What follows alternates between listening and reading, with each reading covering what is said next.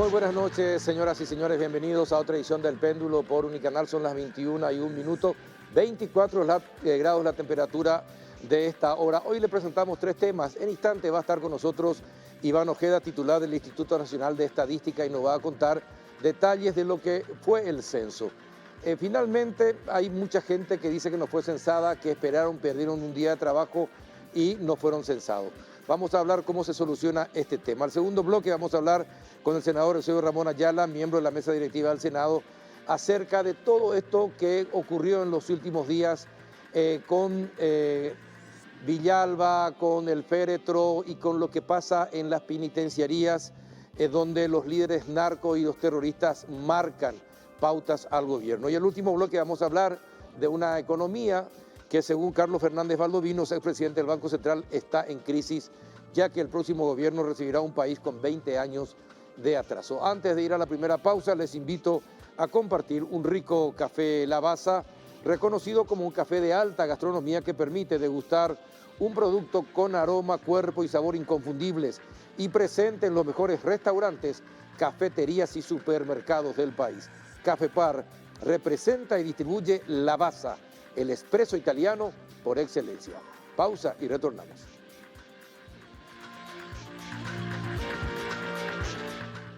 Vení a Bristol porque arrancó el Black Friday con las cuotas más bajas en todos los productos. La mayor variedad en televisores, celulares, notebooks, aires split, heladeras, lavarropas y mucho más. Y como si fuera poco, con tus compras participás de los 1.000 millones en premios. Escuchá esta super oferta. TV Win Smart de 43 pulgadas Full HD. Precio normal 18 cuotas de 317.000 guaraníes. Ahora solo 18 cuotas de 194.000 guaraníes. Bristol, la mejor casa de electrodomésticos del país.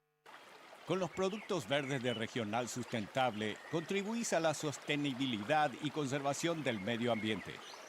Te presentamos Viviendas Sustentables, el primer producto para la adquisición y construcción de proyectos verdes con certificación H, a una menor tasa de financiación. Ingresá a www.regional.com.py para conocer más detalles. Regional, creemos en vos.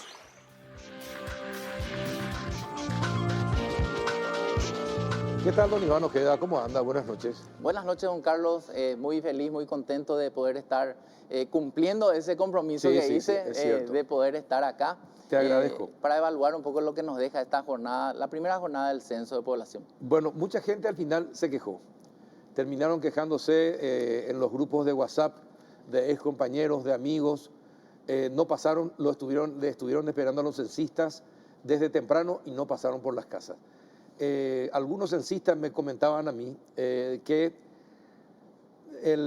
los mapas no estaban debidamente hechos. Confundían mucho a los censistas. Donde tenía que estar una residencia, aparecía en los hechos un baldío y los chicos no sabían cómo interpretar, y viceversa. Donde aparecía una casa, estaba un baldío. Donde había un baldío, había una casa. Donde había una casa, había un edificio, y así sucesivamente, confundiendo a los censistas. Por eso, honestamente, ¿cuál es la evaluación que hace del censo? Una evaluación positiva, porque tener un despliegue de esta magnitud, parar el país un día, tener la voluntad de los ciudadanos, el empresariado que acompañó en todo momento, es un primer éxito.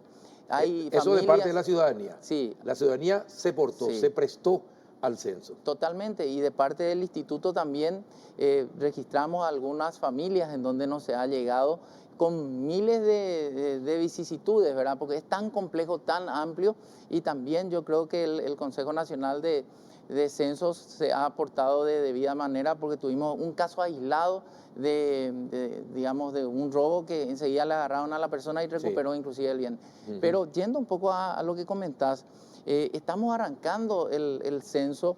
Este es el día 1 del levantamiento censal. Hicimos una gran arremetida en el país para, principalmente en zonas urbanas, tener una cobertura lo más alta posible. ¿Cuánto costó todo el censo, organizar todo? ¿Cuánto cuesta? Cuesta, en un proceso de 5 años, este es el año 1, 43 millones de dólares. Ese fue el crédito que otorgó el BID al gobierno en el 2021. En el 2021, En el 2021, es así mismo. para el Sí. censo. Es así mismo, como te decía, nosotros tenemos registradas las zonas donde eventualmente no llegamos, tenemos una base de datos con los reclamos de la gente y ahora en estas 2 semanas vamos a ir a tratar de censar a esas personas. Bueno, pero ¿y cómo reciben las quejas de la gente que no fueron censadas? Sí, tenemos que ser autocríticos, don Carlos, ¿verdad? ¿Y cuál es la autocrítica en ese una sentido? magnitud, y tenemos deserción, tuvimos deserciones de algunos censistas en algunas Y partes. eso no se tiene previsto de Se antemano. tiene previsto, tuvimos contingencias, el ejército nos ayudó, la policía nos ayudó, ¿verdad? Pero esto es normal en un censo de hecho, eso es lo que hay que entender.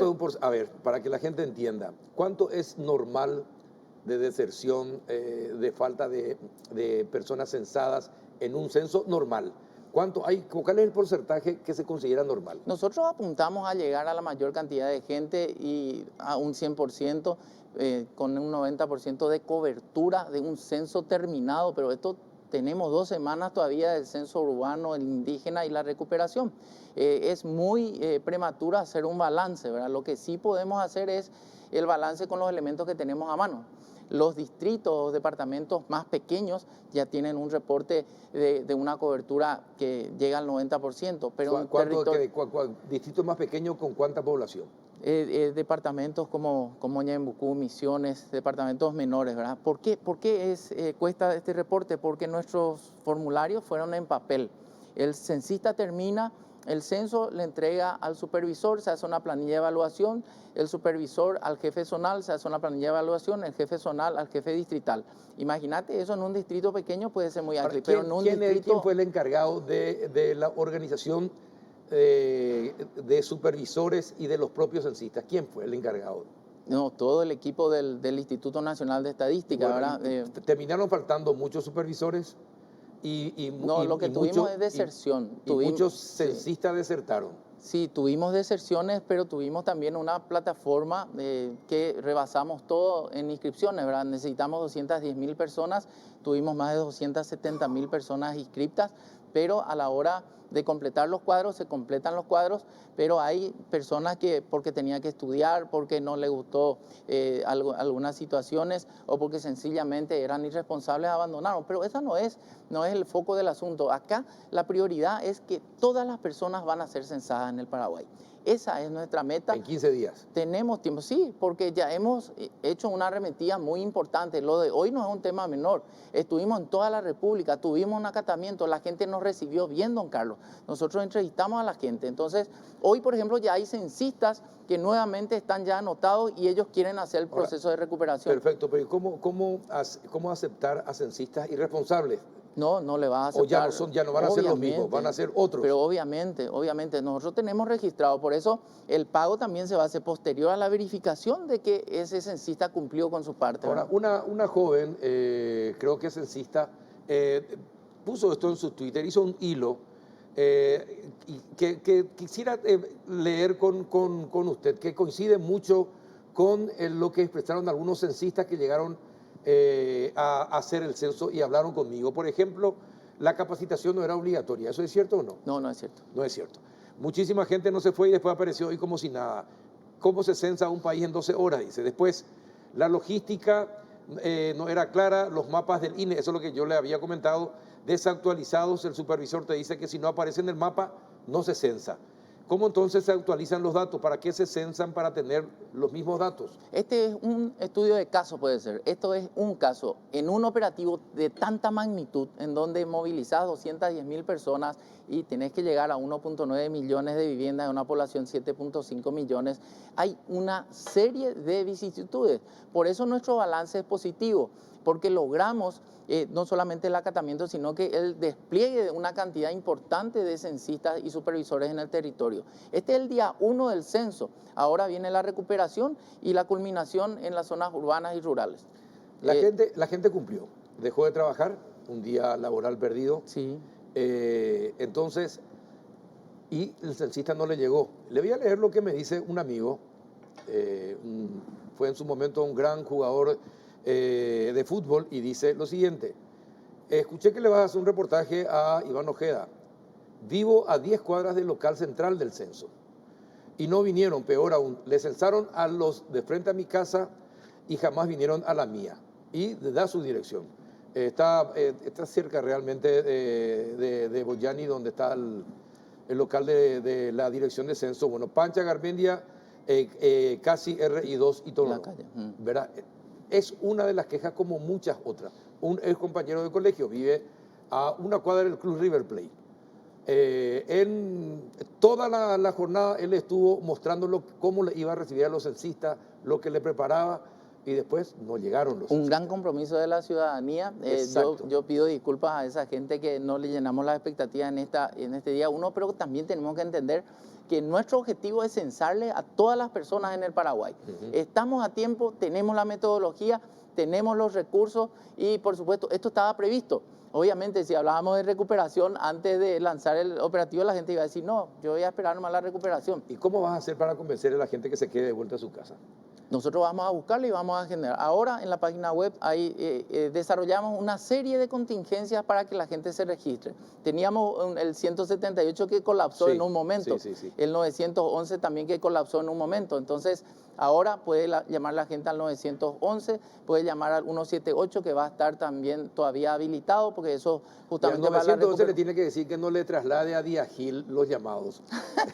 Le comento para que le diga a la gente el 911. No, y son contingencias propias de un operativo tan grande. Las redes sociales son una gran protagonista y acá vemos en la planilla de agendamiento, entrando a la página web ine.govcorta.py, podemos agendar. Y la gente dice, ahora me tengo que agendar, pero bueno, le damos uno de los canales. Nosotros igual vamos a llegar a la gente, porque tenemos identificadas las zonas donde, digamos, eventualmente no se pudo llegar. Este es un canal que ponemos a la gente para que pueda agendarse. Básicamente son datos, nombre, apellido, teléfono, departamento, distrito, etcétera, ¿verdad? Ahora, tengo una persona que me habla al oído permanentemente, ¿verdad? Y yo estoy pichada, me dice. ¿Cómo me van a agendar a mí si estoy pichada? Vamos a tratar ¿Y no va a llamar más? ¿Cómo le van a convencer? Vamos a llegar a lo mejor a su vivienda sin que nos llame. Porque tenemos identificadas las zonas donde no hubo cobertura, ¿verdad? ¿En cuántas zonas no hubo cobertura en Asunción? Eso estamos evaluando. Asunción tiene 520.000 personas más o menos viviendo. El departamento central tiene 2.3 millones de habitantes. Eso no hace en 2 horas cuando te manejas con papeles, ¿verdad? ¿Y qué porcentaje, por ejemplo, ustedes creen que en Asunción y Central no se censaron? Yo cuando tenga el dato te voy a dar, don Carlos, porque no quiero desmentirme después. Quiero ser serio, quiero ser contundente y asertivo en cada información, como hemos venido manejando esto. Si te digo que hay un periodo de recuperación, no es porque esto está en la metodología. Y si te digo que vamos a llegar al 100% de la gente, no te estoy diciendo la verdad. Tenemos que pasar el 90% de cobertura para que este censo tenga el éxito que vos, que yo, que toda la gente nos merecemos. Vamos a llegar a esa meta. Bueno, ojalá, porque desde el barrio Hipódromo, de Carmelita, de Roque Alonso, de Lambaré, de Fernando de la Mora, en ambas zonas, sur y norte, en San Lorenzo, en Mariano Roque Alonso. Hay zonas en esos distritos donde llegamos. No es tampoco un 100%. No. Hay zonas donde llegamos bien. Ciertamente, no es un 100%. Pero estas son las zonas de donde más quejas recibimos acá en Alcántara, porque nosotros hicimos una encuesta. Una encuesta que no es representativa quizás, pero sí, es válida para indicar que hay gente y lugares donde no llegó el censista. Sí, totalmente. ¿Verdad? Es válido ese tipo de instrumentos, ¿verdad? Pero nosotros, ahí está el nos medimos de la encuesta del canal. Sí. Que no será muy representativa, pero esto lo hicimos en 2 horas y miren el resultado. Sí. Y bueno, esta es la gente que tiene acceso a internet, que está en el Twitter, es un microclima también, ¿verdad? Yo no niego, vamos a llegar nosotros a todas las zonas del país. Queremos apuntar a que este censo tenga el éxito que todos nos merecemos. Te aseguro, don Carlos, que vamos a censar a toda esa gente que no pudo ejercer el derecho de censar. Bueno, y de vuelta, ¿qué pensás, por ejemplo, de la ausencia del presidente el día del censo? El presidente tiene una función, una misión oficial, y nosotros en el manual, y eso lo explicábamos, hay personas exceptuadas, las personas que no están... yo entiendo. No, vamos a ser puntual. Yo entiendo, pero el presidente es el número 1 del país, el que firmó el decreto para que nos encerremos un día laboral, ¿verdad? El que firmó el decreto. y la gente cumplió. Y el presidente se va de viaje. Está en una misión oficial y como los Acaba diplomáticos... de venir y estaba a 1000 kilómetros del lugar donde se Mira, fue, volvió a ir. yo te digo solamente lo que dice la metodología. Se busca registrar a las personas según donde pasó la hora cero del día del censo. Están exceptuados aquellas personas como los periodistas o los médicos que tuvieron una tarea indispensable y también aquellos que están en misión oficial y por ellos responderá su familia. Y es lo que hemos hecho, ¿verdad? Y nosotros seguimos la metodología. Y otra cosa que también me preguntaron, y yo no sé si la gente entendió o no entendió el censo, no hay, dicen, y te voy a leer concretamente lo que dicen. Las preguntas, la gente quería explicar lo que le pasaba en cuanto a salud mental, en cuanto a enfermedades crónicas, en cuanto a educación y seguridad social también, y el nivel de informalidad, cuántos son formales y cuántos no, si la gente se animaba a contestar. Bueno, no sintieron que eso haya estado en los cuestionarios, salvo que esté de otra manera, de una manera general. Referido a esto, la gente dice que no tuvo nada de salud mental, de enfermedades crónicas, de educación, de informalidad, etcétera, que son datos muy importantes también, opinaban. Totalmente, porque un censo de hecho no te permite tener un cuestionario tan abarcativo. Vos tenés solamente 8 horas para capacitar a una persona. No podés entrar en temas tan técnicos. Por eso pedimos la cédula de identidad, don Carlos, porque nosotros podemos tener las personas que siguen un tratamiento en el Ministerio de Salud sobre algunas de las temáticas que vos mencionás y nosotros internamente, sin entregar el número de cédula a nadie, hacemos un cruzamiento de la base de datos y damos estadísticas y sabemos, por ejemplo, el nivel socioeconómico de esas personas o dónde viven. Entonces, la cédula de identidad se pidió para abordar temáticas que no están consideradas en el censo. No podemos estar 2 horas en una casa, tiene que ser ágil, rápido, básico y el censista no tiene mucho tiempo para capacitarse. Está bien, pero por ejemplo, alguien en la casa tiene alguna enfermedad grave de base, por ejemplo, Sí. catastrófica. Sí. Se podía haber preguntado, para que salud tenga ese insumo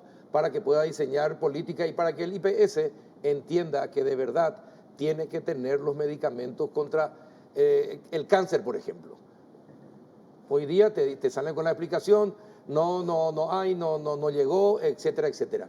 Entonces, ese tipo de cosas, por ejemplo, no estaba contemplada, que para la gente es importante que esté contemplada. Es importante, por eso ahora estamos haciendo con la OPS y con el Ministerio de Salud una encuesta que se llama STEP, Pasos Inteligentes, en donde justamente estamos midiendo muchas de las situaciones que vos estás mencionando.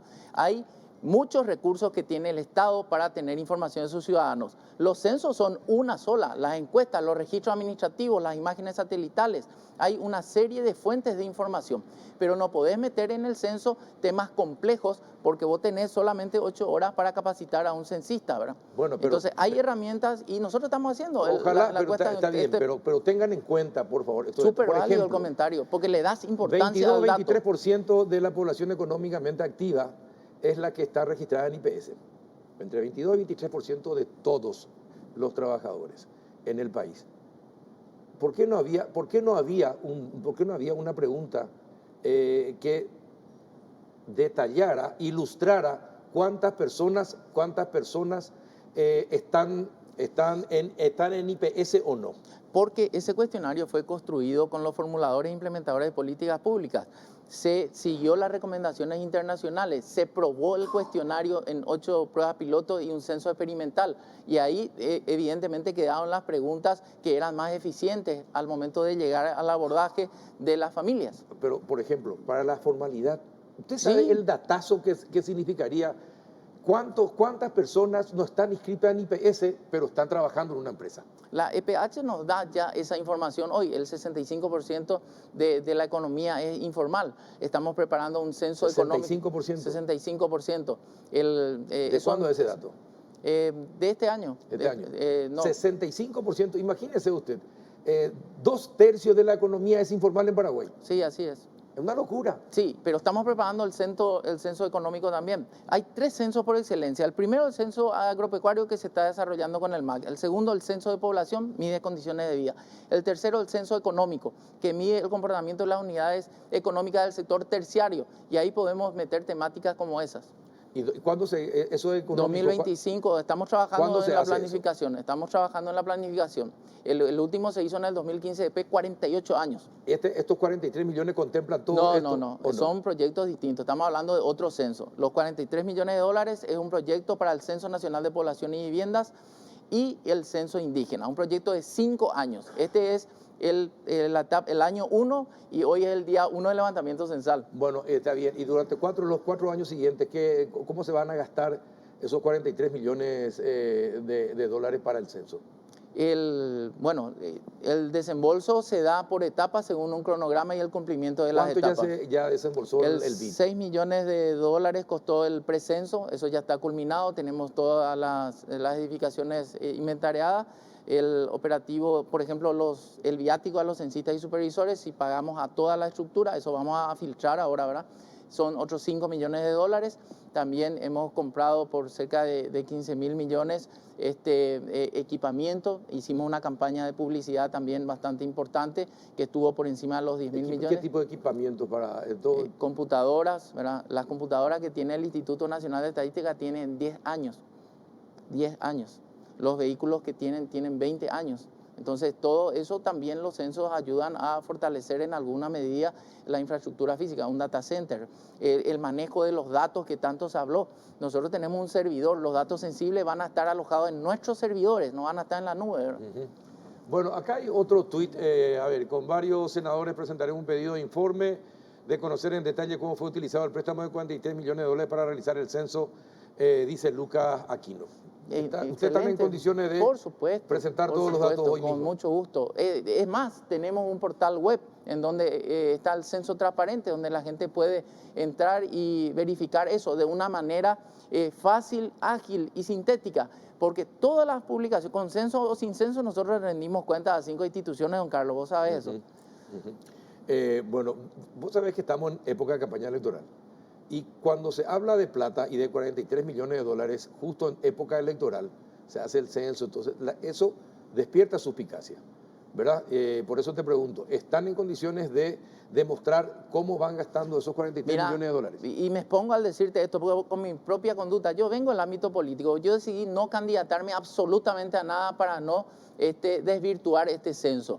Entonces, estamos dispuestos a explicar las veces que haga falta, todos los días explicamos.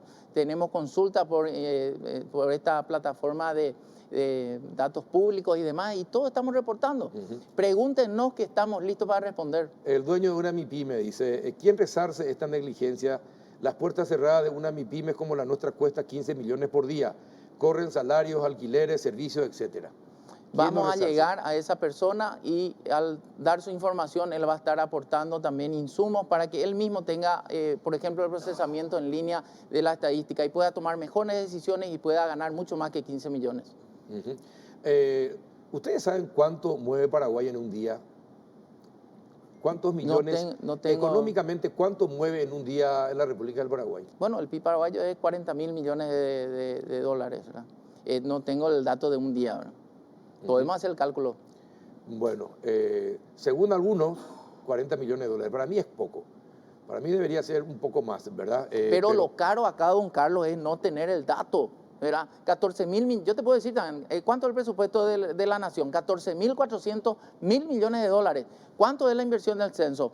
43 millones de dólares, el 0,2% del presupuesto de la nación. Si no actualizamos los datos que estamos haciendo en este proceso del censo, difícilmente seamos eficientes en el gasto público. Ahora, otra cosa, don Iván, ¿ustedes compraron tapabocas? Sí, compramos tapabocas. ¿Por cuánto? ¿Cuántos tapabocas compraron? No tengo ese dato acá, ¿verdad? Porque esta planificación se hizo en... 288.000 unidades. Es probable. Tengo que cerciorarme del dato. ¿Y tenían que ser usados el día de hoy? No hizo falta porque ya no estamos en pandemia. Hicimos una planificación sin pandemia, después una planificación con pandemia, y si eso hoy no se usó, obviamente vamos a estar dándole una utilidad, ¿verdad? Y informando también de eso, ¿verdad? Bueno, ¿cómo se considera eso? ¿Un gasto? Sí. Un gasto ya inútil, ¿no? No, un gasto previendo la seguridad sanitaria de todo. Pero no se usó ni una unidad. Pero no importa, vos tenés muchas contingencias que tenés que prever, ¿verdad? Y se están guardando como para usarla en otro momento. Están disponibles, si eso no se usó hoy, vamos a utilizar o vamos a donar donde haga falta. ¿Vos te das cuenta? Eso no se va a desperdiciar. ¿Vos te das cuenta, don Iván Ojeda, que la gente está metidísima con el tema del censo? Genial. ¿Verdad? Todos estos datos estoy recibiendo ahora. Sí. Estamos charlando, ¿verdad? Datos, y encima son datos precisos, ¿verdad? Es decir, que los informantes que tenemos son de primera calidad en el péndulo. Y estás confirmando que efectivamente hubo compras y... Mira, acá no se va a desperdiciar nada, don Carlos, si está esa compra, si están esos insumos, se puede verificar, se puede fiscalizar y se van a dar utilidad. Si no se usaron en toda su totalidad, hoy es porque nos hizo la pandemia, gracias a la inmunización también que gestionó el gobierno, estamos inmunizados en gran medida por la pandemia del COVID, que azotó a todo el planeta, ¿verdad?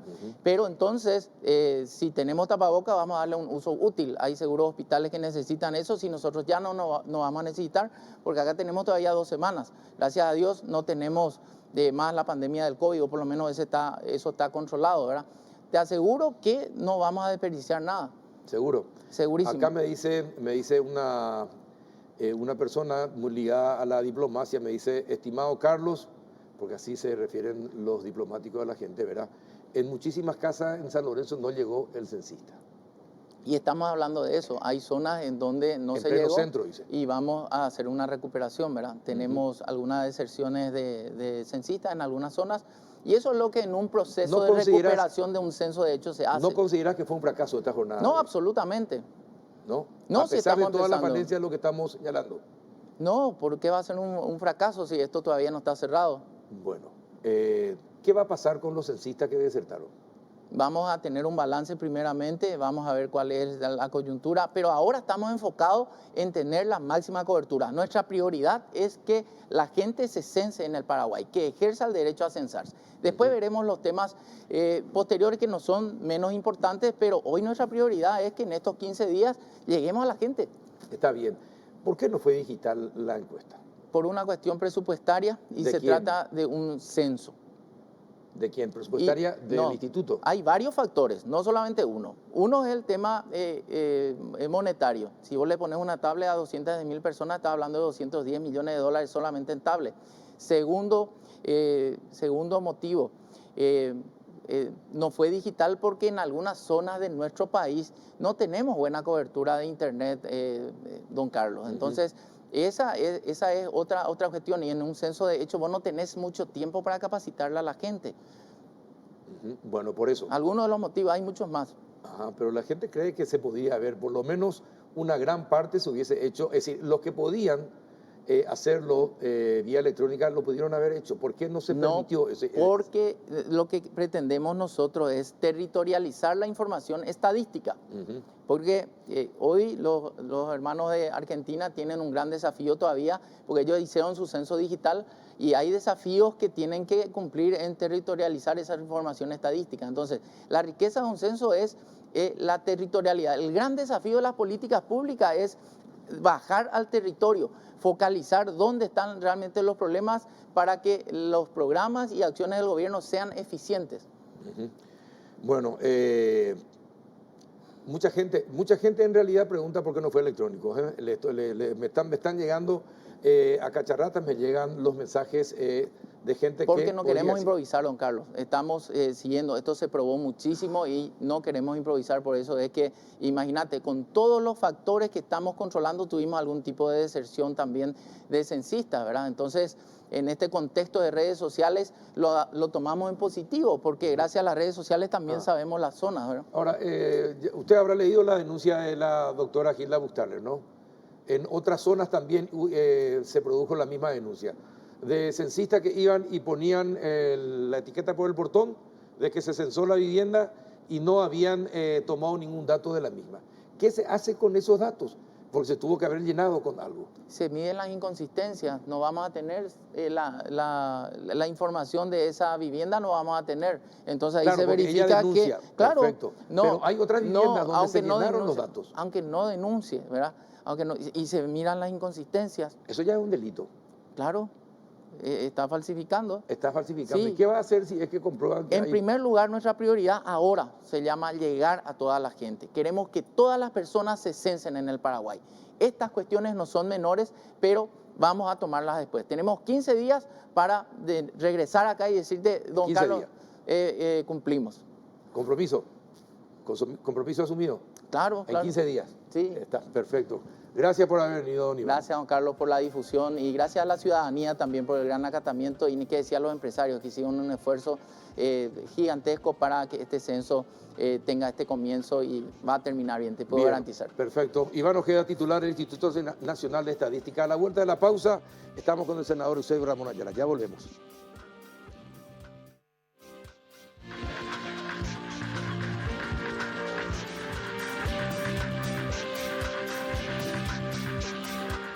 ¿Qué tal? Buenas noches, senador Eusebio Ramón Ayala. ¿Cómo anda? Muy bien. Es un placer estar en este programa tan visto. Te agradezco. Puse en Twitter y en Facebook por todos lados y entonces llovieron los mensajes. O sea que es un programa bien importante. Te agradezco. Y encima en un día feriado, ¿qué te pareció el censo? Para comenzar, después ya nos vamos a nuestro tema. Bueno, desde lo general a lo particular, este gobierno es un desastre. Entonces, en todo lo que hace, salvo excepciones, porque hay algunas excepciones importantes de funcionarios que tratan de hacer bien su trabajo, que hay que rescatar. El resto, bajo la dirección del presidente de la República, que es el administrador general del país, inclusive en la imagen. Hoy es el día del censo, le pide a la gente que se quede en sus casas. Firmó un decreto para encerrarnos en nuestras casas. Sí, firmó un decreto que no está bien, inconstitucional, porque no se puede. ¿En serio? Pero por supuesto, por decreto ¿Y por va a qué encerrar a permiten toda los la legisladores gente? una inconstitucionalidad del Ejecutivo así? O sea que hubo un proyecto de ley que decía que podría establecer medidas del Instituto Nacional de Estadística. Pero eso no le autoriza, ni la ley le puede autorizar al Poder Ejecutivo y menos al Instituto Nacional de Estadística a violar derechos constitucionales, derecho a la salud, derecho al trabajo, derecho a la circulación, ese tipo de cosas. O sea que, pero se consideró como un consenso de que era necesario, era importante el censo. Yo creo que más fue un acatamiento voluntario, pero los costos económicos son terribles. Podrían haber hecho de otra manera en este mundo actual de la informática, etcétera, etcétera. Es lo que mucha gente dice. Pero, y podría ser por parte, sin afectar demasiado, porque parar el país, eso tiene consecuencias desastrosas. Hay gente que no está en el empleo formal, que trabaja todos los días y que tiene que ganar el sustento. Este gobierno no tuvo consideración, no tuvo inteligencia para hacer algo que puede ser una herramienta muy importante para el país. Convengamos que es una herramienta importante. ¿Ustedes saben cuánto es el movimiento económico del país en un día laboral? Y, ¿Hay algún cálculo hecho al respecto? No, pero se puede lograr dividiendo, o sea, calculando que son 40.000 millones de dólares aproximadamente el Producto Interno Bruto anual, más un 40 o 50% según algunos que es el movimiento informal. Son cerca de más o menos 80.000 o 100.000 millones de dólares, dividido 12 meses y ahí vamos a tener una cifra aproximadamente por mes y por día. Lo que se perdió hoy. De lo que se perdió hoy. En un día feriado. En un día feriado. Bueno, está bien. Eso con respecto al censo. Senador, ¿qué pasó con los ministros de Justicia cuando se fueron a declarar? Hablábamos nosotros con el ministro del Interior y él dijo taxativamente que mientras se subía a un avión, él se entera de lo que estaba pasando cuando se iba al aeropuerto, de lo que estaba pasando a la tarde con el féretro que salió de la morgue y se iba al penal de mujeres. Y que él le había sugerido al ministro de Justicia que no ingresara el féretro. Y dice, después tuve que subir al avión, dijo, y se cortó la llamada, ella no pudo hablar. Después llegó a Uruguay, donde había viajado, ahí me entero de todo lo que pasó.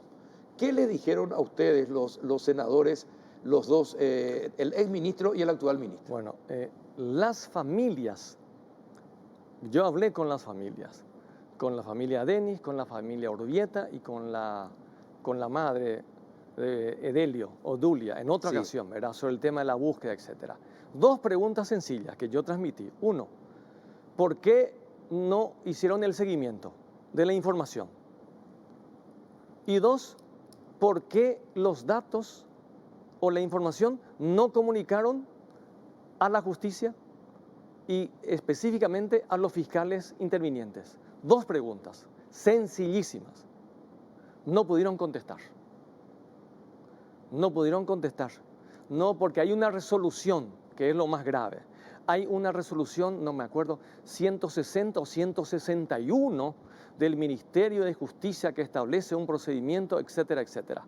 Bueno, de cualquier manera, yo les recordé que la Constitución, en el artículo 175, dice que la policía investiga los delitos, Claro, y la fiscalía. bajo la orientación, bajo la dirección judicial y en este caso específico, bajo la dirección de los fiscales intervinientes en el caso. Así Y es. el resto, el resto tiene que adecuarse a eso.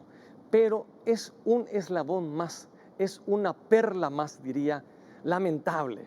Lamentable, porque desde los secuestros, Sí. los secuestros de las tres personas, entraron en una cadena de errores, negligencias, complicidades, desconsideración, etcétera. Sí. La misma cosa ocurre con otros casos en el norte del crimen organizado y de los grupos criminales. Normalmente yo no le llamo por las siglas a los grupos criminales porque son grupos criminales, ¿verdad? Y la misma cosa ocurre en la zona de Amambay, San Pedro y específicamente Pedro Juan Caballero. Dos familiares de los Acevedo fueron asesinados en la vía pública. Sí. Ailé Acevedo y posteriormente el intendente de Pedro Juan Caballero, que era una autoridad ejecutiva del pueblo, fue asesinado. Y no hay nada. La investigación no avanza, no hay control, no hay información. Los fiscales de la zona, la policía, el resto. Entonces, bueno, para no distribuir generosamente las responsabilidades, para no decir todos los fiscales son así, todos los policías, todos los militares. Nosotros visitamos a las tres familias de los secuestrados, nos fuimos a Concepción, con el senador Aporil y con la senadora Rúa. Hablamos con las familias y nos fuimos a la sede del Comando de Operaciones, en donde están las Fuerzas Armadas, las Fuerzas Policiales, de la Senat, organismos de inteligencia, etcétera, etcétera. Y bueno, es un desgobierno. No puedo decir mucho, pero la gente que está allí también tiene muchas limitaciones, enormes limitaciones. Y ellos están en la cadena de mando muy abajo. Ellos tienen que, a su vez, reportarse otro. Y finalmente, ¿quién es? El comandante de las Fuerzas Armadas y el que maneja la Policía Nacional es el presidente de la República. Yo recuerdo que una vez el presidente de la República le llamó al entonces gobernador, que era representante del Poder Ejecutivo en la ejecución de la política nacional en Amambay, para preguntarle qué iba a hacer. Entonces le dijo, ¿qué puedo hacer? Le dijo. ¿O qué yo puedo hacer? Le dijo el presidente. Y si el presidente de la República no sabe qué hacer, es comandante en jefe de las Fuerzas Armadas, es el administrador general del país, maneja la policía, preside el Consejo de Seguridad, tiene que coordinar la acción de todos los ministerios, porque la seguridad pública no es solamente con las Fuerzas Armadas, con las Fuerzas Policiales o con la CELAT, sino que es una serie de políticas, de políticas coordinadas de todos los sectores para lograr eso. Una decisión como esta, tomada por el ministro de Justicia e informada al ministro del Interior, después supongamos que efectivamente, y sí pudo haber sido cierto, que se perdió el contacto, porque levantó vuelo el avión del ministro del Interior. Una decisión como esta no creo que la asuma una persona que está en el cargo durante 6 horas antes. Sí, eso tuvo que haber tenido...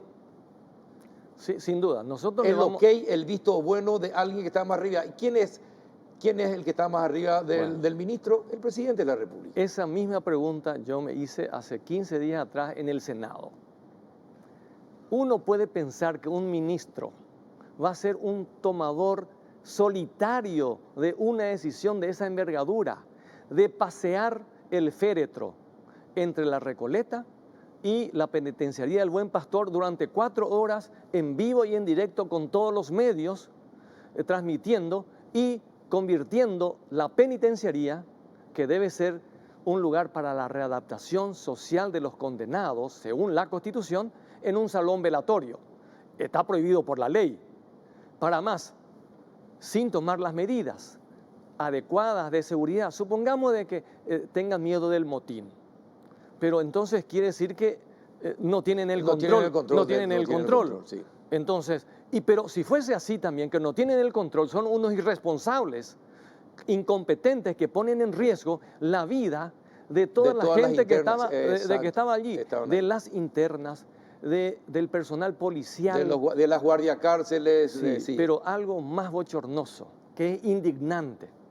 El personal penitenciario y el personal policial tuvo que cargar el féretro de un criminal que fue abatido y que su grupo provocó más de 75 muertes conocidas, ejecuciones en las comunidades indígenas y más de 200 atentados y millones de pérdidas en dólares en la zona, además de la intranquilidad.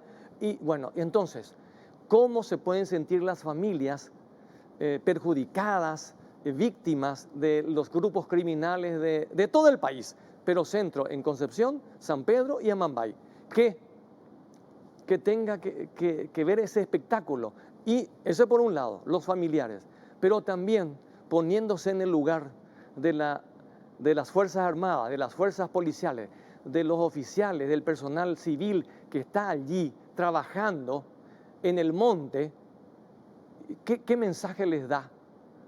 Ellos pensarán, los burócratas de los ministerios, mientras nosotros estamos en el campo de operaciones, ellos están negociando con el féretro, convirtiendo en un bochorno. Sí, en un show, convirtiendo en un show y haciéndole propaganda al EPP. Pero logrando algo más grave aún. La batalla mediática, el debate se instaló después por el féretro de las 4 horas, más el ocultamiento de datos que vino a agravar, y sin embargo, ese enfrentamiento que evitó más ejecuciones de los indígenas en Amambay, bueno, eso pasó a segundo plano. O sea, se olvidó la gente de eso. Es un completo descontrol. ¿Y a quién le tenemos que culpar? No porque me caiga mal el presidente, no me cae para nada mal, pero la Constitución y la ley dicen que él es el administrador general del país, él es el que preside el Consejo de Seguridad, él es el que tiene a su cargo, el comandante de la Fuerza de Seguridad, el que puede ordenar, etc. Entonces, obviamente, o están muy complicados o están muy atemorizados, por lo tanto, no están en condiciones de seguir en los cargos. Deberían renunciar si tienen miedo, si no son valientes. Bueno, y en ese tenor, en esa dirección de no pueden seguir en el cargo, ¿por qué no impulsan el juicio político al ministro de Justicia? Y bueno, nosotros vamos a convocarle otra vez al exministro Taboada, que todavía no ha ido, y a 2 o 3 funcionarios más. Porque el Senado tomó la decisión, señores, ante tanta ilegalidad, tanto bochorno, tanto malos mensajes, para no decir otra cosa, entonces vamos a tratar de coadyuvar para que se llegue hasta el final. Y no descartamos nada de eso, no descartamos nada de eso. Mañana seguramente va a haber una larga intervención sobre ese punto en la sesión del Senado y probablemente vamos a tener novedades mañana. Pero hay muchas cosas que en este tema que están todos concatenados, unidos. ¿Qué va a pasar con el representante del Ejecutivo en el Consejo de la Magistratura? Y todo depende del presidente. A la salida, allí en ese momento en que yo dije, esto es lamentable, vinieron las senadoras que estaban presentes, por supuesto que dijeron algunas otras palabras más a los invitados, al exministro y al ministro. Pero era lamentable. no resiste el menor análisis, no tiene nada de racionalidad. Y sin embargo, ¿de quién depende? Y bueno, depende del presidente de la República, que le sigue manteniendo los cargos. Y si el presidente de la República no le dio permiso al anterior ministro, a este ministro y al representante actual en el Consejo de la Magistratura y les mantiene en sus cargos, es decir que el presidente mismo obviamente está complicado. Si se incurre en tan mal desempeño de funciones, ¿por qué no se toman las medidas adecuadas? Y bueno, hay una figura que los estudiosos de la filosofía griega y romana decían, las llamadas aporías. Eso significa que eran callejones sin salida. Sin salida. Callejones sin salida, porque cualquier decisión que uno pueda tomar, entonces... Porque el reemplazante sería... El reemplazante sería el señor Velázquez, que yo estimo que es mucho más capaz que el presidente actual, pero no debemos desconocer que fue declarado significativamente corrupto por el gobierno de los Estados Unidos. Entonces, la sucesión presidencial, en alguna medida, el orden de la sucesión presidencial, en alguna medida le blinda al presidente de la República, por un lado. Y por otro lado, y faltan tan poco para que culmine su mandato, pero en otro programa había dicho también, pero el control de daños que uno tiene que hacer para no seguir dañando al país es grave. Entonces, estamos en un problema, pero de cualquier manera tenemos que seguir avanzando para tratar de llegar relativamente bien a las elecciones y al próximo gobierno. Claro, pero no es solamente, senador, el tema del féretro. Es también el ocultamiento, el ocultamiento de una información que puede ser decisiva para una familia. Ese es el segundo punto grave. Las familias investigan por sí mismos. La familia Acevedo hace su investigación. No depende de la fiscalía o de la policía. La familia Denis hace lo mismo. La madre de Odulio, perdón, la madre de Edelio, la señora Odulia, nos dijo a nosotros, ajá, hombre, usheve, de que la semembre onwe, niño teja. Esta semana volvieron a ir. Sí, la anterior vez, niño teja, petei, corapupei, na conseguí la orden judicial de allanamiento. De ahí por ahí la fiscal, a la estancia Yara no me dice permiso, pero lo mismo empecé a hacer gente cuerandi, a atropellar, a yo hoy, pero no topay. Imagínese el dolor de la madre. Totalmente. Desde el esta 2014. Esta semana hizo lo mismo, porque recibió otra información y esta vez ya fue acompañada con gente de la Fuerza Armada. Sí, después de unos meses ya fue acompañada porque ya tuvieron. Pero la familia de Félix Urbieta también tiene una página. Busquemos a Félix. O sea, todos están buscando. Y el celular que se encontró en la estancia tranquerita de Denis no fue...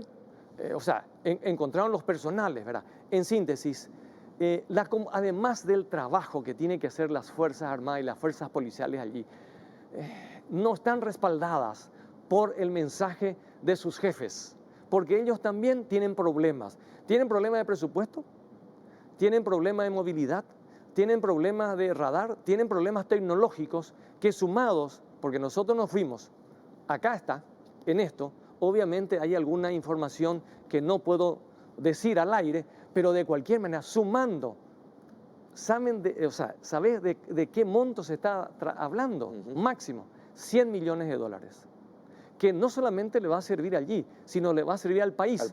Porque, ejemplo, el radar para el espacio aéreo. Ese es mi dolor de cabeza hace 20, 25 años.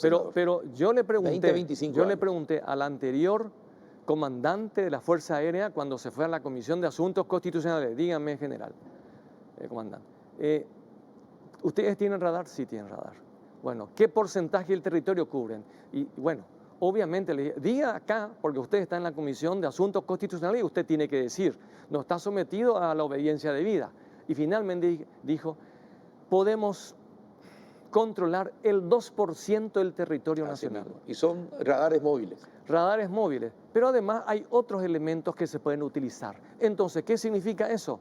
Entonces, no solamente tiene que luchar contra los grupos criminales que están protegidos, sino contra la propia ineficiencia de la administración del gobierno. de la administración que le deja en indefensión. Pero además, en toda esa zona, entonces florece el crimen organizado, el narcotráfico, las pistas clandestinas, el tráfico de marihuana y el tráfico de cocaína que viene como centro de distribución. Ahora, pero senador, lo más grave de todo es que está bien, uno dice, están en libertad, ¿verdad? Y se pueden movilizar y están los bandidos que van a existir siempre, en toda la historia de la humanidad existieron. Pero resulta que hay bandidos que dan órdenes para asesinar a la gente y están detenidas, están en la cárcel. Es decir, y ahí tienen, es decir, ya vimos, ¿verdad? Aire acondicionado, heladeras, tienen mujeres, y tienen celulares, satelitales inclusive. ¿Y quiénes les permiten? Y les permiten los guardias, los propios guardias de seguridad, los penales. Que responden a su ministro. Que responden a su ministro. Y el ministro responde al presidente. Al presidente. Entonces... Bueno, ese es el problema. Entonces, las penitenciarías están tomadas, sí, según información, por el crimen organizado, que controlan. Entonces, la ministra de la Corte Suprema de Justicia dijo en una entrevista, y yo anoté una frase que coincido con ella, dice: la cantidad de detenidos y el hacinamiento de las cárceles coopera con el control de los grupos criminales en las penitenciarías porque no hay condiciones para controlar. No hay condiciones. Hay condiciones para controlar, hay condiciones para combatir el crimen organizado. No hay voluntad política del presidente y sus ministros para combatir de frente, porque hay militares, policías, agentes de la Senat muy buenos. La inteligencia que tiene la policía, las Fuerzas Armadas. La que tiene la FTC es espectacular, la inteligencia. Todo tiene, pero con una precariedad terrible. Es como los punandí. Dice, tiene que jugar un partido de fútbol, los otros están con el equipo, con todo, con los botines, y ellos tienen que jugar o jugar punandígico ahí. Y nos falta, no es mucho lo que tiene que ser. ¿Y qué presupuesto tiene? Bueno, y como finalmente, y tenés 3 minutos, senador, ¿cómo solucionamos este tema? Porque vamos a hacer todos los análisis y coincidimos plenamente en todos los análisis. Pero ¿cómo solucionamos el problema? Parte de la solución que yo no es por falsa modestia. Traté de instalar este tema de los secuestros, las familias afectadas y los asesinados de Pedro Juan Caballero y la familia Acevedo para colocar en el debate nacional, para que no se olvide, porque el olvido y no colocar en el debate es una forma de impunidad. La justicia no llegó todavía, la fiscalía tiene problemas, etcétera, pero es cuestión de tiempo. Y bueno, en algún momento vamos a lograr vencer al crimen organizado. Y para finalizar, ¿qué va a hacer con los 240 millones de dólares? ¿Va a aprobar o no va a aprobar? Yo estimo que hay una especie de... el sector público del Paraguay crea condiciones complicadas y para llegar a un momento en que uno pueda decidir para que te chantajeen finalmente. Entre medicamentos para la gente que se muere de falta de medicamentos en IPS o contratar un crédito. Vamos a llamar al ministro de Salud, al presidente de IPS, al ministro de Hacienda, para que vean de dónde surgió la deuda, cuáles son las alternativas antes de tratar. Porque la gente también, hay que entender, necesita remedios, pero parece que a propósito hicieron una mala administración, entraron en un colapso, le cortaron el flujo de caja, se endeudaron mucho y entonces hay que tener una solución. Mire, no le llama la atención un hecho. Hablan de 240 millones de deuda, que hay un sector muy importante que quiere llevar adelante con un crédito nuevo. Pero al mismo tiempo, ese ente que está pidiendo eso y ruega para que se le dé los 240 millones, sigue haciendo licitaciones. Está haciendo ahora una que al parecer es direccionada y que está y después van a hacer otras, 2 o 3 hospitales más. Es decir, siguen licitando, pero al mismo tiempo le deben a todo el mundo. Y es más, los gobiernos de este país le deben al IPS. Sí, el aporte que tiene que hacer. Casi 400, más de 400 millones de dólares. Sí. Entonces, tiene más de 400. IPS es una institución que recibe, senador, 50 millones de dólares al mes. Sí. Entonces... No, y el mismo gobierno provoca eso. Ese es el problema. Provoca ese problema y entonces se necesita una ley para que los enfermos terminales de cáncer tengan medicamentos, para que tengan atención. O sea, cualquier enfermedad en este país se convierte en una enfermedad catastrófica. Sí. Catastrófica. Entonces, es el mal gobierno. Yo digo, sigo desarrollando una teoría de los costos del mal gobierno.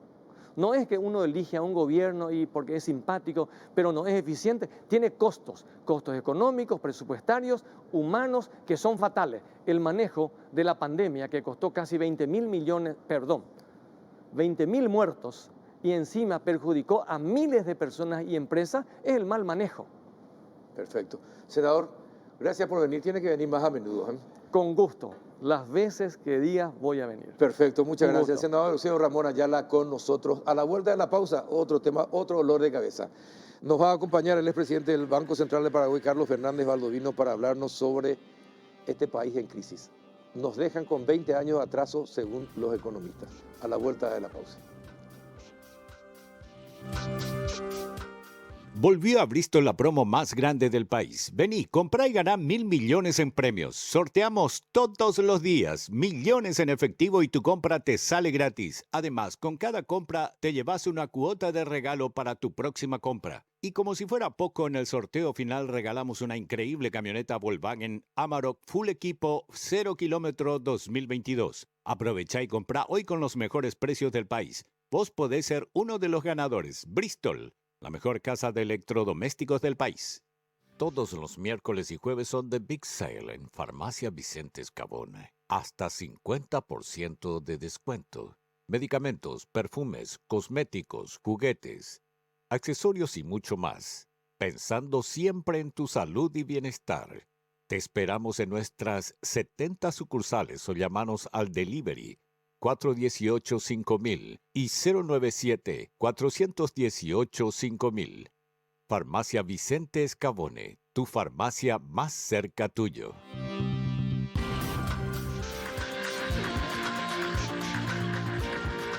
Ya estamos en compañía de Carlos Fernández Baldovino, el presidente del BCP. Carlos, ¿qué tal? ¿Cómo estás? ¿Qué tal, Carlos? Gracias por la invitación, contento de estar acá. No, gracias por venir. Bueno, antes que nada, ¿qué te pareció el censo? ¿Y cuál es la opinión que tenés del censo? El tema del momento. Sí. Mira, yo creo que, así como había dicho el director del INE, cumplieron las empresas, cumplió la ciudadanía. La ciudadanía, la verdad que todo el mundo se puso las pilas y respetó a rajatabla. Me consta de que respetaron a rajatabla todo.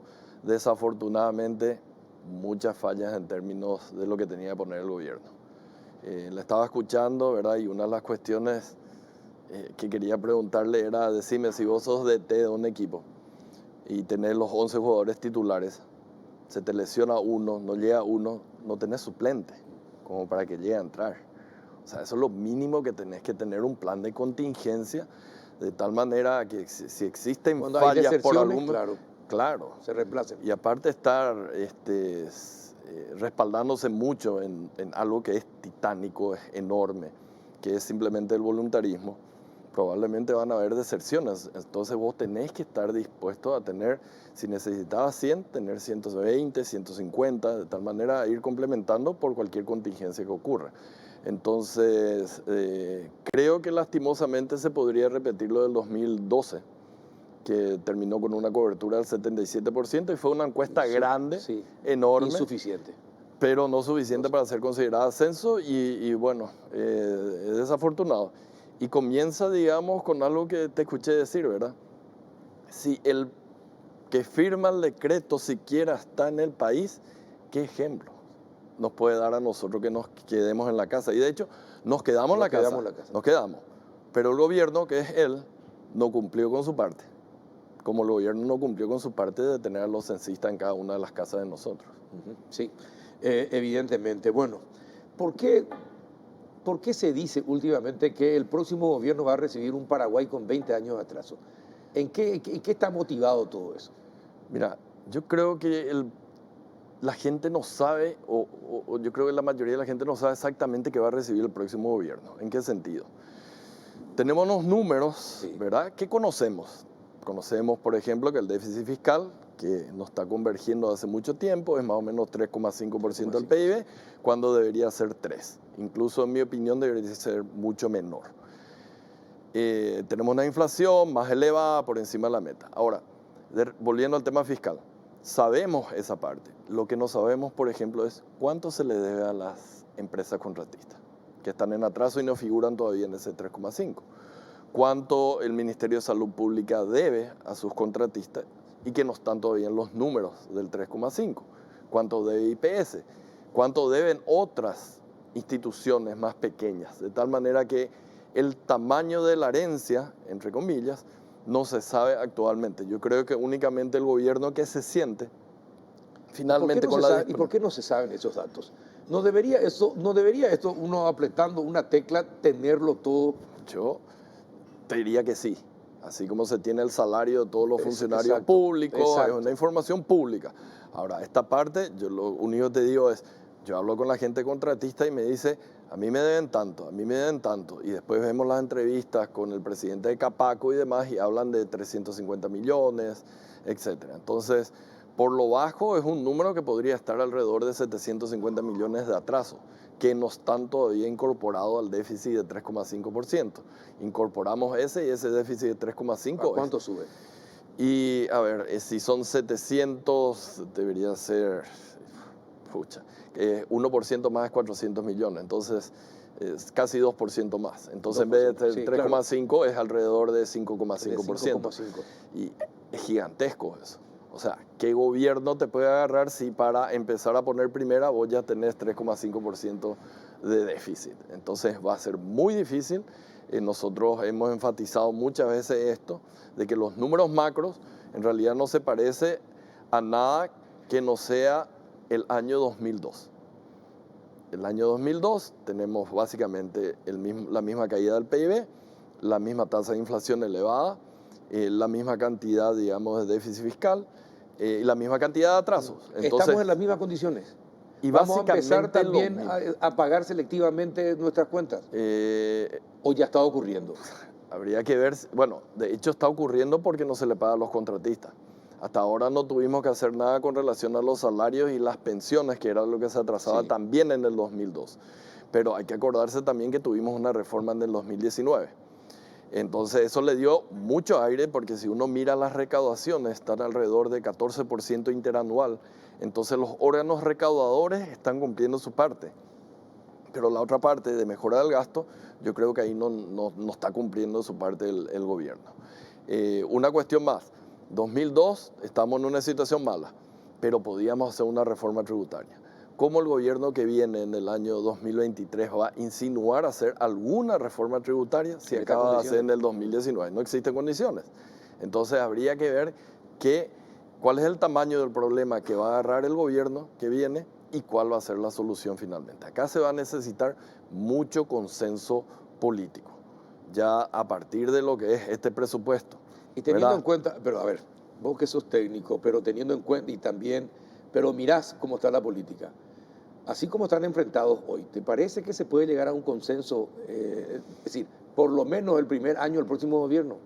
Mira, independientemente de que estén enfrentados o no, a mí lo que me gustaría ver es voluntad también de quienes están sentados ahora en la administración del Estado. O sea, si aparte de las peleas tampoco se tiene mucha voluntad para hacer los cortes necesarios, entonces está muy difícil. Yo había quitado en mis redes sociales justamente de que este gobierno es el gobierno de las excusas, porque hace 4 años tiene una excusa para justificar por qué la inflación es más alta, por qué el crecimiento es más bajo, por qué el déficit fiscal es más alto. Entonces son 4 años seguidos de excusas. Pero después cuando uno mira los periódicos, las tapas, y uno ve, por ejemplo, cuántos viajes se hicieron después de la pandemia. Eso fue tapa de un periódico. En otro fue de que casi 100 operadores políticos se habían incorporado en un ministerio. Entonces, eso se llama mal gasto. No me pueden estar diciendo de que existe eficiencia en el gasto y que este 3,5% del déficit no podía haber sido menor. Entonces, hay una falta de voluntad política, y si a eso le sumamos la cuestión de las tensiones políticas, sí es muy difícil hacerlo. Pero todo el mundo va a tener que ser consciente. Vos le estuviste a un senador acá enfrente anteriormente. Todos ellos van a tener que ser conscientes en la forma en que se apruebe este presupuesto del año 2023. Que me pareció medio raro. Reservaron 50 millones de dólares para hacer ajustes en algunos salarios y demás. No sé de dónde quitaron. No existe esa plata que yo sepa. Entonces, si sobran 50 millones, agarremos para bajar la deuda o agarremos para bajar la deuda con las farmacéuticas para que haya más remedio para los enfermos. Pero no podés guardar 50 millones para darle incrementos salariales a otra gente. Entonces, ahí estamos errando. Estamos en campaña electoral, entonces... Todo vale, lastimosamente. Todo vale y lo que menos importa es el resto del país. Sí, desafortunadamente. Y bueno, son ciclos, pero bueno, hubiese sido mucho mejor también de que hubiésemos tenido algún grado de colchón en términos de tener, por ejemplo, un déficit menor de 2,5, entonces si se te dispara el déficit te vas a, no sé, a 3, pero ahora tenés 3,5, te vas a 4. Que puede llegar a 5,5. Claro, entonces es complicado también el punto de partida y durante estos 4 años no se hicieron ningún tipo de ajuste de cinturón, ¿verdad? Y la situación en el mundo está mal y la mayoría de los países ajustaron sus cinturones. Yo estaba haciendo la otra vez un cálculo, países de la región, ¿cuál va a ser el déficit del 2022? Comparada con lo que era el déficit de la prepandemia. Hice un promedio de 3 años. Entonces, Paraguay es el país que más expande al finales del 2022, su déficit fiscal con respecto a la situación de prepandemia.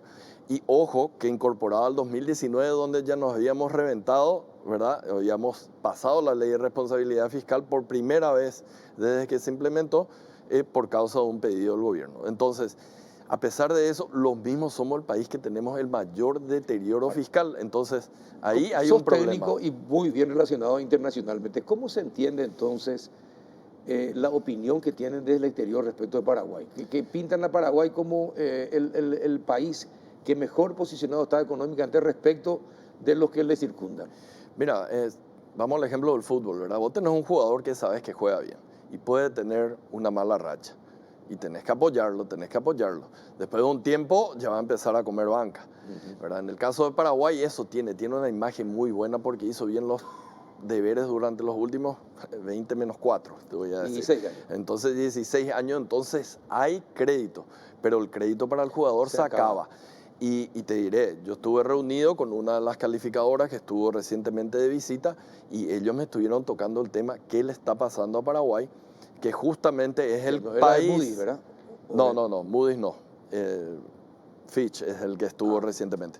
¿Qué le pasa a Paraguay? Que es exactamente ese número que te dije, es el país que menos ha ajustado en la pospandemia. Y justamente la mayor fortaleza de Paraguay ha sido su solvencia, su disciplina fiscal. Exacto. Pero ahora, cuando nos comparamos con la región, somos los que menos hemos ajustado. Entonces ahí es un problema. La inflación ya no es un problema y está en baja, pero la parte fiscal es una preocupación. Ya están empezando a ver de que nosotros no estamos teniendo ese desempeño y podemos comer banca. Es decir, que ya empezamos a estar en línea en naranja, entonces. Y ya nos empiezan a tener en la mira. Entonces ya el entrenador no está contento, ya nos va a empezar a sustituir al final del primer tiempo. Hay que tener mucho cuidado con eso porque se gana, te da mucho crédito porque jugamos bien durante mucho tiempo, pero ya hay señales, es la primera vez que a mí me empiezan a hablar qué le pasa a Paraguay. Ajá, bueno. ¿Y qué pensás como técnico de esta propuesta de un nuevo crédito para IPS por 240 millones de dólares? ¿Cómo se va a pagar después? Porque escuché que decían no se van a tocar los fondos de las pensiones. Perfecto. Bueno, ¿y después cómo pagamos? Porque que yo sepa, el fondo de salud tiene déficit. Tiene déficit. Entonces, uno para pagar una deuda tiene que tener superávit. Entonces, ¿cómo va a pagar si ya es deficitario y necesita prestar justamente? Entonces, ¿cómo va a generar los recursos para terminar pagando?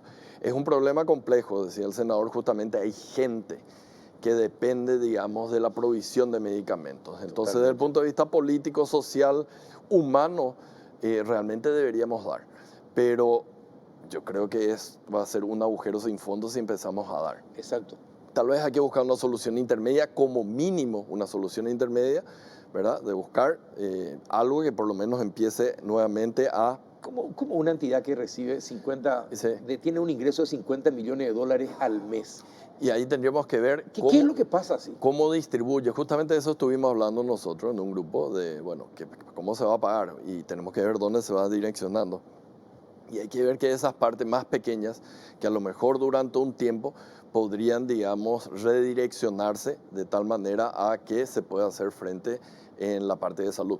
Habría que ver los números pequeños, pero evidentemente son 50 millones y alguien va a tener que perder para que se pueda pagar en el fondo de salud. ¿Se está utilizando mal el fondo de salud? No tengo información suficiente Es como decir, para el decirte, programa de salud. Claro, evidentemente no es sostenible en las actuales condiciones, que no quiero decir son las condiciones más eficientes que pueda haber. Pero así como se está manejando, evidentemente no es sostenible. 240 millones es muchísimo. Pero también hay unas cosas que tampoco entiendo, es cómo es posible que los gremios empresariales, que los sindicatos de trabajadores y los que tienen otro tipo, también los representantes de los jubilados, que tienen consejeros, no digan nada. Ellos son los dueños realmente Ellos, de claro, toda esa plata, exacto. y son ellos los que deberían estar Exacto. diciendo y ¿Por qué no le oponiéndose. cambian o le piden explicaciones o le censuran? Pero no hay nada de nada. Y deberían llamarle a sus representantes a Claro. pedir explicaciones, justamente que expliquen qué es lo que está pasando, qué son estos 240 millones, cómo se va a hacer. Yo creo que la discusión no debería estar solamente en el Congreso, tratando de pasar una ley, sino también en las organizaciones, Claro, por eso. que son los que aportan y que son los verdaderos dueños de esta plata. Efectivamente. Sí. Es bastante sospechosa la actitud de gremios y sindicatos que guardan silencio respecto de este tema, cuando que son finalmente los dueños del IPS. Así mismo, y son los que mandan por lo menos una terna de donde tiene que salir el representante. Exactamente. ¿Y la deducibilidad? ¿Qué va a pasar? Esto que llegar a un acuerdo del 30%, no el 100%, como técnico, a ver, pero explicar de la manera más sencillamente posible para que Sí. el que te está observando entienda. A ver si podemos hacer eso, ¿verdad? No, yo sé que En vos términos simples, yo estoy contento. ¿Por qué? Porque yo voy a deducir el 30%. Ahora, lo primero que se me viene a la cabeza ¿es eso justo en un país tan injusto como Paraguay? Y ahí ya empiezo a dudar. No dudo en realidad. Yo sé lo que pasa. Y te voy a dar el ejemplo, ¿verdad? Porque estábamos comiendo en familia. Un hermano mío es médico, trabaja en el Estado, el otro es ingeniero, trabaja en el sector privado, ambos son asalariados. Y yo trabajo en otro lado, sector financiero, y por las circunstancias de la vida, gano mejor que ellos dos. Y ellos me preguntan, ¿qué es esto en ese entonces 100% o del 30%? Y me dice, y mira, ¿cómo no va a afectar? Me dice. Le dije, y lastimosamente a ustedes nada. ¿Cómo? Y nada para ustedes dos, pero a mí sí me va a beneficiar porque voy a pagar menos IVA. ¿Y cómo es eso? Me dice. Y claro, ellos son asalariados. El asalariado no se ve afectado por esto. El único que se ve afectado es aquel que emite facturas, que en este caso soy yo. Y se da la paradoja de que dos personas que ganan menos no van a poder deducir nada y la persona que gana más básicamente va a poder deducir el 30%. Entonces, con este ejemplo, lo que te quiero decir es altamente regresivo probablemente esto, y seguramente Urue va a poder explicar mucho mejor esto. Pero realmente se va a tener de que la gente que factura y que por lo general tiene altos ingresos va a poder deducir, el asalariado básicamente no va a poder deducir. Y te pongo más abierto. Pero el asalariado emite factura. No, Entonces, por eso no va a poder deducir. Entonces, tenemos más o menos, ¿cuánto eran? 2.500.000 creo que de trabajadores, algo así. Los asalariados del sector privado no deducen, los asalariados del sector público no deducen. Toda la gente que trabaja en el sector informal tampoco va a deducir, porque trabaja en el sector informal, entonces no tiene luego que deducir.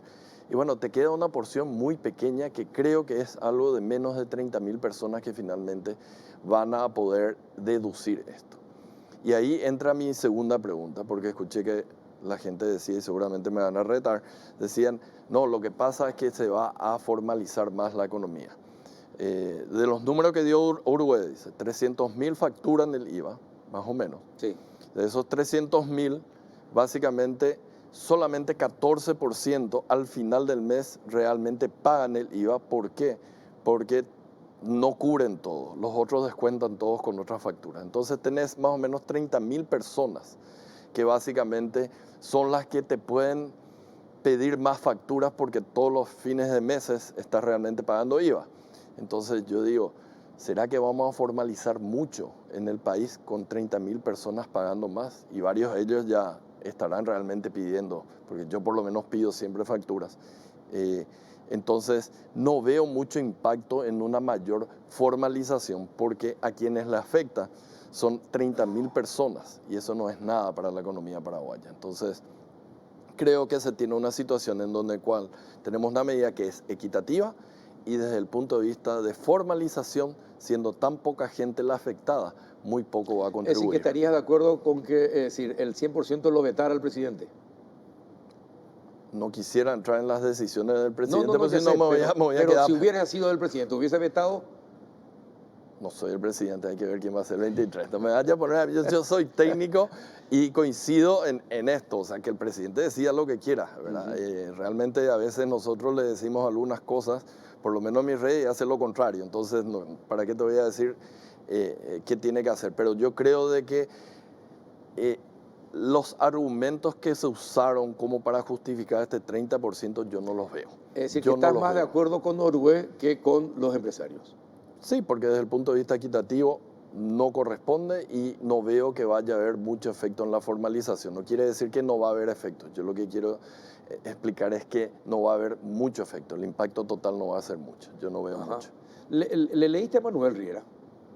Lo escuché, pero escuché que él protestaba mucho por el hecho de ir al supermercado, iba a tener que tener 2 listas, etcétera. Bueno, eso es una cuestión de preparar, digamos, el software que pueda tener la máquina y te quita automático. Tampoco es que tenés que separar en el carrito las piezas para saber qué parte deducís o no. Pero yo creo de que, bueno, es uno más de que se opone a esto por otros motivos diferentes a los míos, pero bueno, hay mucha gente que está satisfecha con esta medida. Veremos, lo bueno que hay es que un entre los decreto... contadores están de acuerdo. Hay algunos que están en contra y dicen no va a solucionar nada y otros que dicen que sí. Y yo estoy más con eso de que no va a solucionar mucho la parte de la formalización, por lo que te digo, la gente que te puede pedir más factura son 29.000 personas.